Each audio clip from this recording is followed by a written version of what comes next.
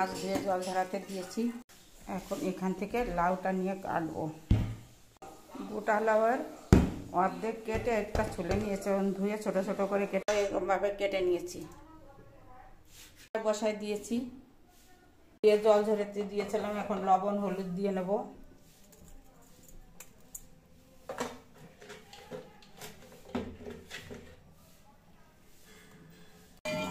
লবণ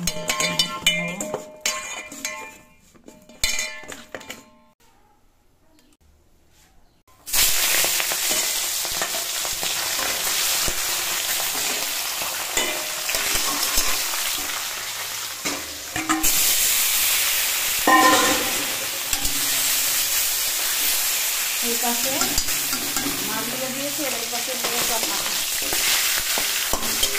এইভাবে ভালো করে ভেজে নেব। হয়ে গেছে, তুলে নেব।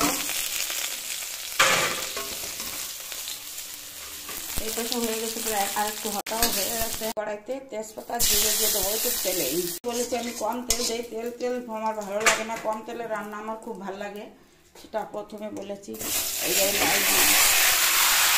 এই মতন লবণ হলুদ দেবো।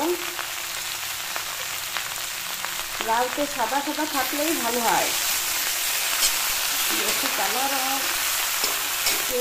কালার করে দেয়। হলুদ দিয়ে একটু মিশিয়ে নিয়েছি, এখন ঢেকে দেবো। কড়ার থেকে জিরে ভেজে তুলে রাখবো, ঢেকে দেবো। আর ঢাকনা তুলে দেখবো কেমন হবে। মাছ দিতে হবে, এখন নাড়াচাড়া করে মাছ লঙ্কা দিয়ে দেবো। এখানে তো সব মাছ তো দেবো না, এই মাছের লেজটা আর মাথাটা দেবো।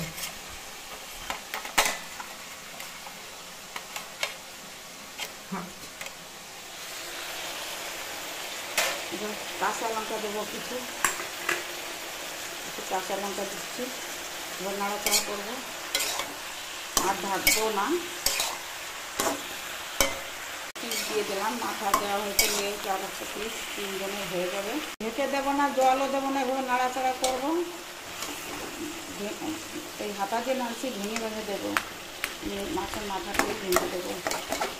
নাড়াচাড়া করতে করতে ভেঙে ভেঙে যাবে, ঝোলটা বেরিয়ে দেবে, তবে দেখতে ভালো লাগবে, খেতে ভালো লাগবে। মশলাটা মিশিয়ে দিচ্ছি। ভেঙে চলে যাবে, ভেঙে যাওয়ার জন্যই লাউতে। তরকারি তুলে নিয়েছি, এটা রেডি।